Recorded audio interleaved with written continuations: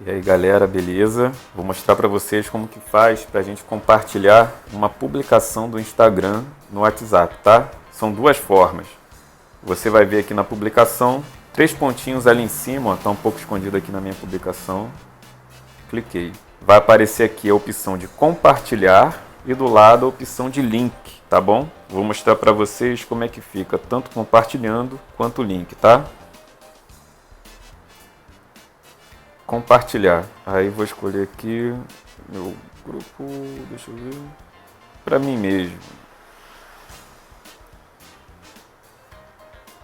Vamos ver como é que ficou lá.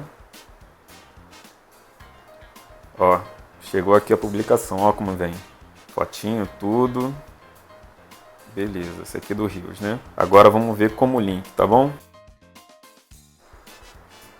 Cliquei nos três pontinhos, link, copiado, vou lá para o WhatsApp, colei. É isso aí.